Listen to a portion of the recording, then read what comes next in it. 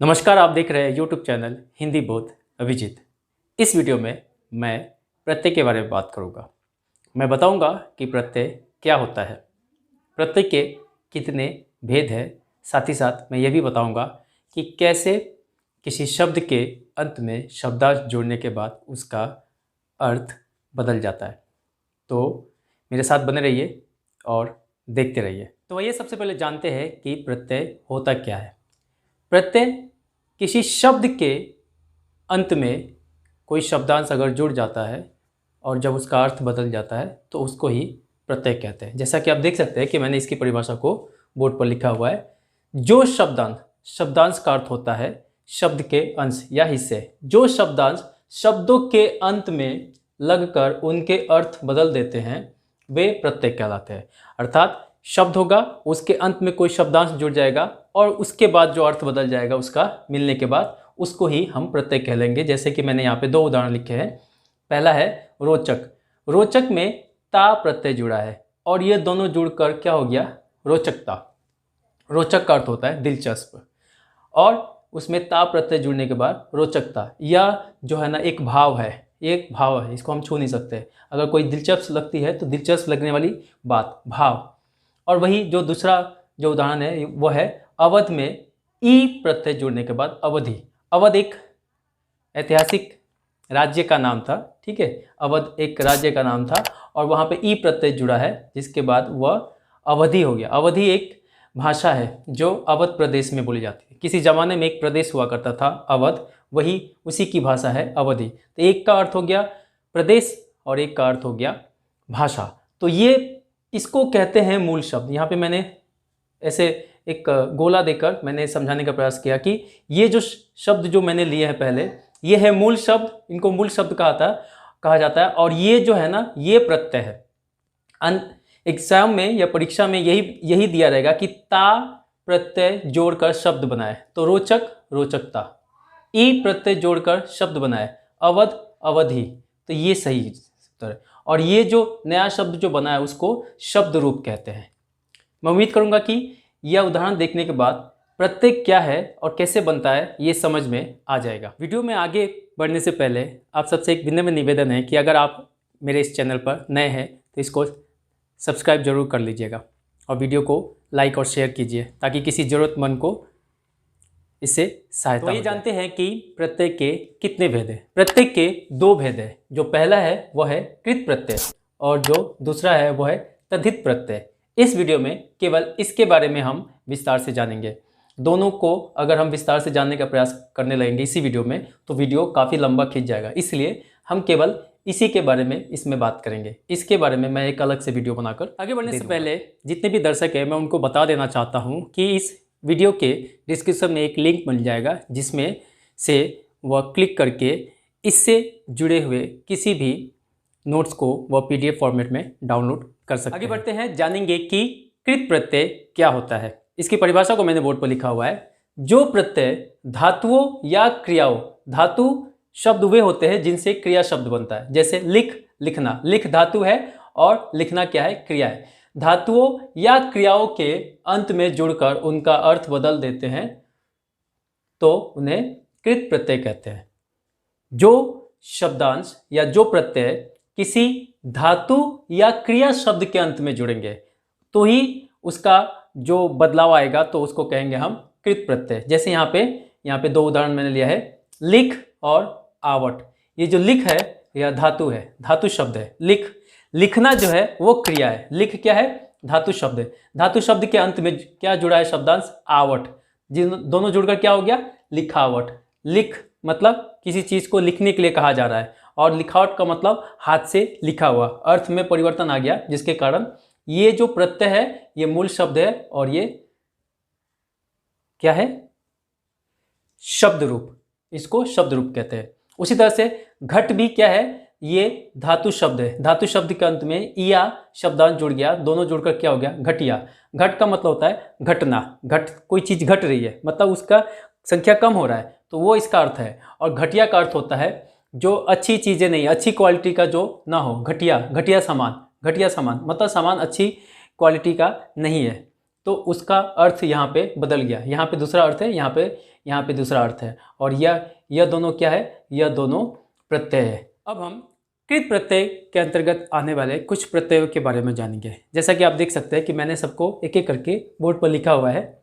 जो पहले स्थान पर है वह है कर्तृवाचक कृदंत, दूसरे स्थान पर जो है वह है कर्मवाचक कृदंत, तीसरे स्थान पर जो है वह है करणवाचक कृदंत, उसी प्रकार चौथे स्थान पर जो है वह है भाववाचक कृदंत, और पांचवें स्थान पर जो है वह है क्रियार्थक कृत प्रत्यय।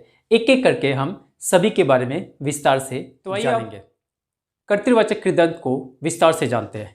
इसकी परिभाषा को मैंने बोर्ड पर लिखा हुआ है। जैसा कि आप देख सकते हैं, जिस प्रत्यय से बने शब्द से कार्य करने वालों अर्थात कर्ता का बोध हो वह कर्तृवाचक कृदंत कहलाता है। साधारण शब्दों में कहूँ तो शब्द के अंत में जब प्रत्यय जुड़ता है और जुड़ने के बाद जो नया शब्द बनता है, जो शब्द रूप बनता है, वह किसी कार्य करने वाले का बोध कराता है, वह किसी कर्ता का बोध कराता है। मतलब ये शब्द, तो उसको ही कर्तृवाचक कृदंत कहते हैं। उदाहरण के माध्यम से समझते हैं, जैसे पढ़ने और वाला। पढ़ना क्या है, क्रिया है। पढ़ने जो है वो क्रिया है, उसमें वाला प्रत्यय जुड़ने के बाद पढ़ने वाला। पढ़ने वाला जो है ऐसा लग रहा है कि वो कोई काम करने वाला है। पढ़ने वाला क्या लग रहा है, ऐसा लग रहा है कि इसमें कोई काम करने वाले का बोध हो रहा है या कर्ता का बोध हो रहा है। तो ये क्या हो गया, यह आपका हो जाएगा कर्तृवाचक कृदंत। उसी तरह से लड़ क्या है, यह धातु है, उसमें आका प्रत्यय जुड़ गया है, दोनों जोड़कर क्या हो गया, लड़ाका। लड़ाका का अर्थ होता है लड़ने वाला, जो लड़ाई करता है उसको कहते हैं लड़ाका, लड़ने वाले को लड़ाका कहते हैं। तो लड़ाका क्या हुआ, यह ऐसा लग रहा है कि यह भी कोई कार्य करने वाला है, अर्थात यह भी कर्ता है, कर्ता का बोध करा रहा है, जिसके कारण ये दोनों क्या होगा, कर्तृवाचक कृदंत। यहाँ पे ध्यान रखने वाली बात यही है कि ये कृत प्रत्यय के ही अंतर्गत आते हैं।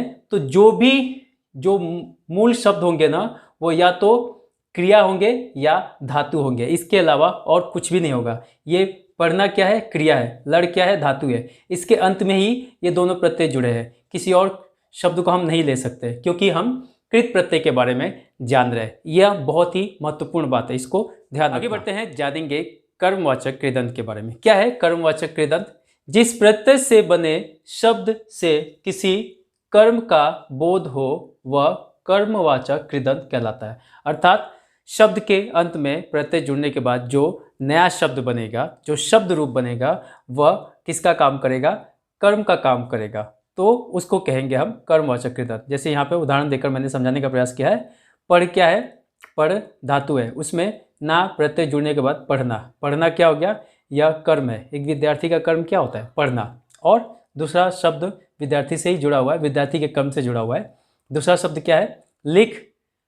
लिख जो है वो भी धातु है, उसमें ना प्रत्यय जुड़ने के बाद क्या हो गया, लिखना। दोनों ही क्या है, कर्म है।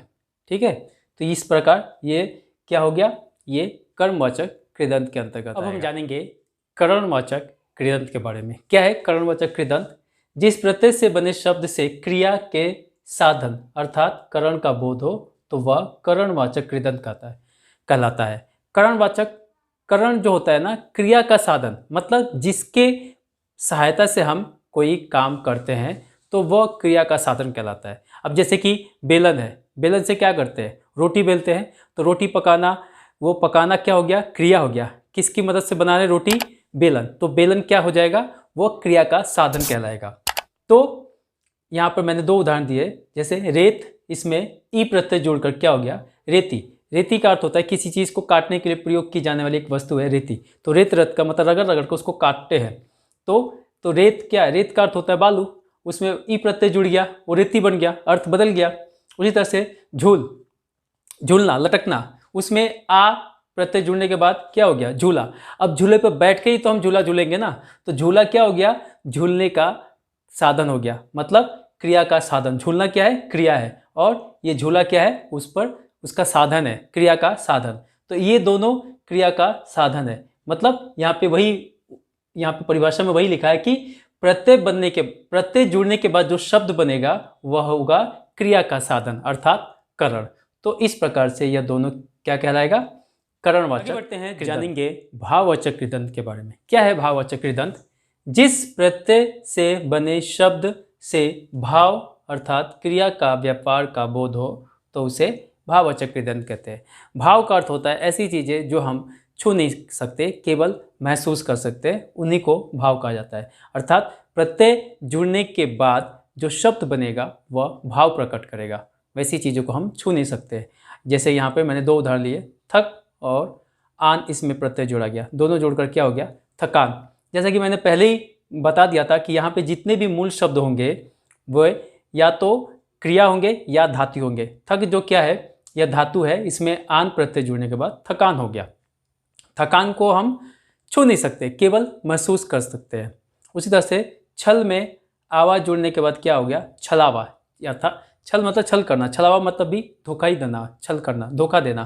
तो ये जो है ना, धोखे को भी हम या छल को भी हम देख नहीं सकते, केवल महसूस कर सकते, जिसके कारण ये दोनों किस में आएगा, भाववाचक कृदंत के अंतर्गत। अब हम जानेंगे क्रियार्थक कृत प्रत्यय के बारे में। क्या है क्रियार्थक कृत प्रत्यय? जिन प्रत्ययों के योग से क्रिया विशेषण, संज्ञाएं, अव्यय अथवा विशेष प्रकार के क्रिया शब्दों का निर्माण होता है, उन्हें क्रियार्थक कृत प्रत्यय कहते हैं। अर्थात प्रत्यय जुड़ने के बाद, अंत में प्रत्यय लगने के बाद किसी शब्द के, वे शब्द आपस में जुड़कर या तो क्रिया विशेषण शब्द बनेंगे, या संज्ञा शब्द बनेंगे, या अव्यय। अव्यय होता है जो किसी भी अवस्था में बदलते नहीं है, या किसी विशेष प्रकार का क्रिया शब्द बनेगा, तो ही उनको हम क्या कहेंगे, क्रियार्थक कृत प्रत्यय। जैसे दौड़ क्या है, धातु है, उसमें ना प्रत्यय जुड़ गया तो मिलकर क्या हो गया, दौड़ना। दौड़ना क्या है, क्रिया, यहाँ पे क्रिया का भी जिक्र किया गया जिसके कारण ये क्रिया आ गया।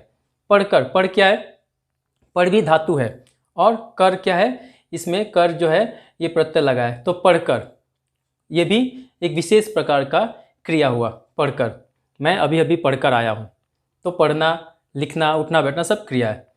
हंस, हंस में ते प्रत्यय जुड़ा है, तो क्या हो गया, हंसते हंसते। यह अव्यय के अंतर्गत आता है, ये किसी भी अवस्था में बदलते नहीं, हंसते हंसते। ठीक है, तो ये तीनों क्या होगा, क्रियार्थक कृत प्रत्यय।